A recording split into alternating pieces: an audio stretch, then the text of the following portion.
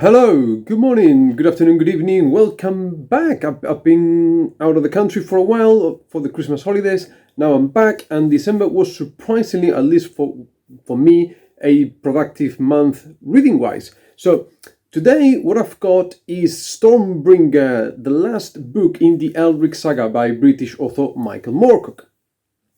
That was one of my goals for 2022. I wanted to finish the Elric saga, so quite nicely done. As I was touching ground, landing on the plane, I was finishing Stormbringer. So, what we've got here is the last novella in the series, which I think very much unlike every other of the books in the Elric saga, this one was meant to be, it was meant to be a novella. So even though originally it was published as 4 different parts, so Dead God's Homecoming, Black Sword's Brother, Sad Giant's Shield, and Doom Lord's Passing, it actually reads as one single story following from every other chapter, unlike some of the other Elric stories which have sort of time jumps along the way. So this is the end of the saga. I know there's been a recent book published that came out at the tail end of 2022. I've got no interest in that. I've done enough Elric reading to satisfy my curiosity about the character. I don't feel any compulsion to read anymore. I'm perfectly okay with the books that I've read according to the reading guide. Check out my video that I did there. So, like I said, this book ends the series quite well. Finally, there's some sort of overarching story here from beginning, middle, and end. There's a final conflict in the world of the Young Kingdoms where action takes place, and there's the sort of the hint that this ancient world, or this fantasy world in this sort of weird multiverse that we've been introduced, sort of predates modern Earth, and the world sort of is reborn in the current state. Now, this book, very much like every other one, suffers from the same ailments that they all do. So there's a distinct lack of world building, there's a distinct lack of character arc and development, and it's all very much pace, action.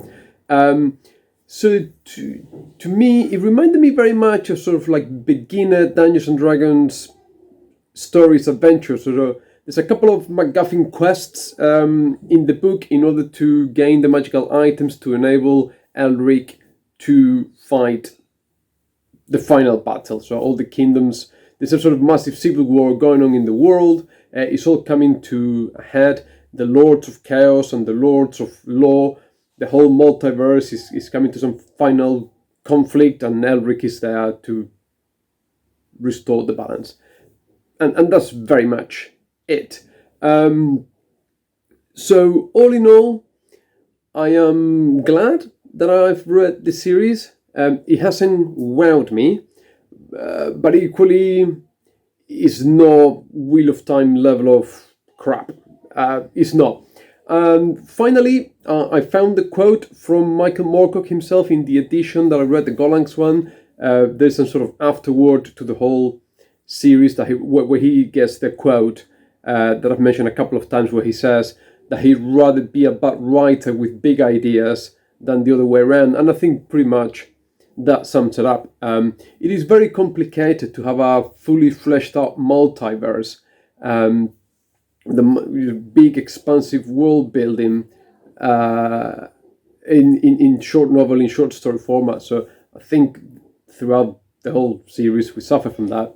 And I'll eventually do a whole series review, but very much in the sort of traditional sword and sorcery genre there.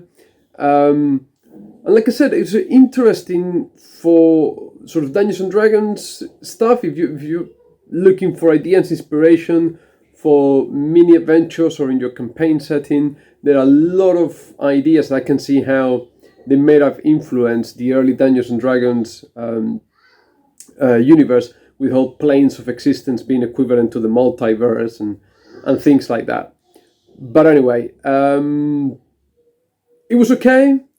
Short novel, 200-250 pages. Decent edition with the addition of gallery images, a couple of a foreword and an afterword by Michael Moorcock. But I think the problem is with today's standards, I'm looking at it from today's perspective, the series doesn't hold up well.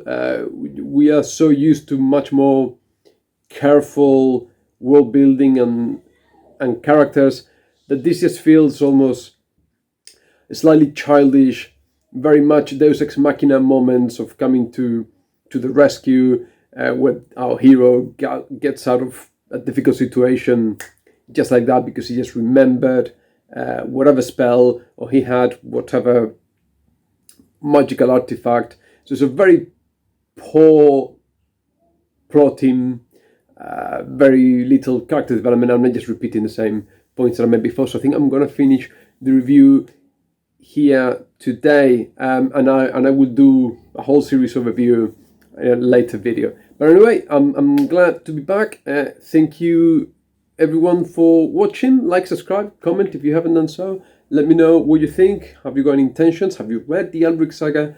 And what are your thoughts and opinions on it? Thank you ever so much. Take lots and lots of care, and I'll see you soon. Bye.